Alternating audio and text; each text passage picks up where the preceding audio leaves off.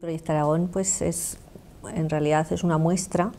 del audiovisual que se hace aquí en la comunidad, ya sea por aragoneses o ya sea por gente afincada aquí, la nacionalidad que tenga cada uno, a lo largo del año. Y en esa muestra destacamos pues los últimos estrenos,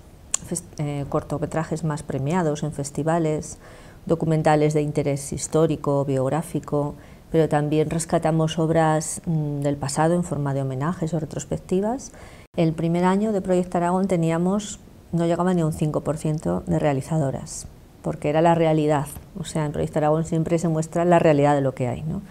Al ser muestra es más amplia, entonces podemos hacer unas estadísticas más fiables, digamos, ¿no?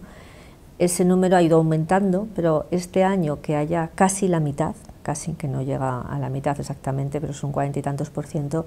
pues es una gran noticia, porque hay muchas más mujeres que hacen cortos, que hacen documentales y que también hacen producción de cine. La Aljafería, un lugar de cine, es un proyecto de las Cortes de Aragón que propuse porque el lugar había albergado algunos rodajes, sobre todo históricos, de capítulos de televisión de la BBC, donde vino Charlton Heston a grabar aquí como un lugar de rodaje, ¿no? Especial. Y es verdad que desde entonces, que esto ya son los años 80,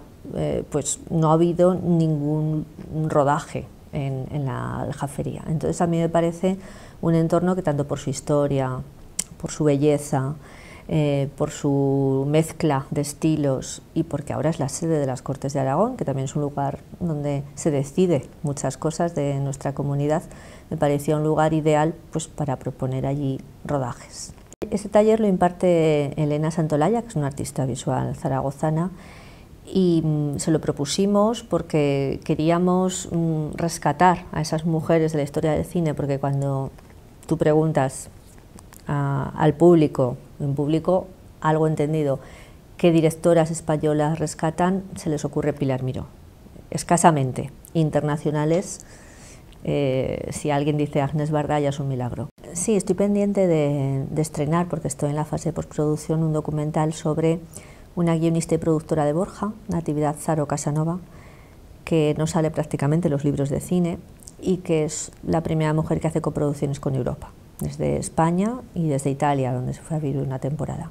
y que es la guionista y productora de una película muy importante para el cine español, que es Surcos, de Nieves Conde, que es la primera que trae el estilo del cine neorrealista que se hacía en Italia en los años 50 a España.